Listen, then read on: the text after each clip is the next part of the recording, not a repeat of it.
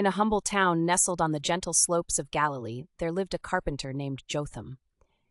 His hands, nurtured by years of turning wood into works of utility and beauty, were about to carve a tale not on olive wood but on the fabric of humanity. Jotham, though skilled in his craft, was an ordinary man in the eyes of his neighbors, yet his heart held a sea of faith, strong enough to bend the course of rivers and discreet enough not to disturb a sleeping child. One day, while gathering wood near the forest that bordered the town like a guardian, Jotham came upon a young traveler resting under an ancient sycamore tree. The traveler's feet were dust-coated, and his tunic, though simple, was clean and of good fabric. His countenance carried peace, yet his eyes seemed to brim with tales from afar. "Greetings, craftsman," the traveler spoke, his voice calm and melodious like a serene dusk. "May I share your shade? The journey has been wearisome."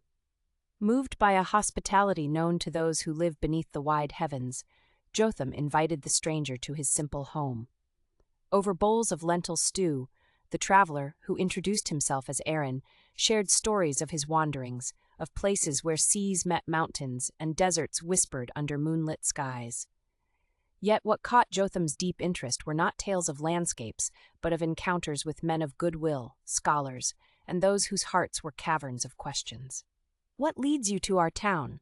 Jotham finally inquired, curiosity getting the better of his reticence. "I seek not places, but encounters," Aaron replied, his piercing but gentle gaze holding Jotham's work-worn eyes. "It is in encounters that the kingdom unfolds, like a quiet dawn that is there for all who awake to behold it." The days turned into weeks, and the traveler, with no haste to leave, began assisting Jotham in his workshop. Under their combined efforts, planks and beams formed chairs and tables of such balance and beauty that even the richest merchant in town marveled. With every smoothing of grain and fitting of joint, Jotham felt the young man's words and touch infusing something transcendent into the wood, as if every rings in the olive or oak whispered secrets of a timeless craft. One afternoon, when the horizon blazed with the farewell of the sun, Aaron stood looking at the distant hills, his silhouette a part of the dusk. "Jotham, would you believe if I told you that each person we meet holds a spark of the divine, that each moment is a step toward something much greater than we see?" Jotham, looking at the man beside him, whose hands had carved wood, yet spoke as if he molded destinies, felt a stir within. "Yes," he replied, "for in your presence, much that was old in me has been reborn into new hope." Aaron turned, a smile lining his face, reflecting a wisdom deep as the seas.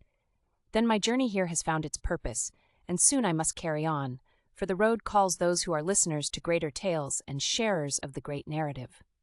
The following day at dawn, Aaron was gone, leaving behind a small wooden chest, crafted perfect to hold tools or treasures.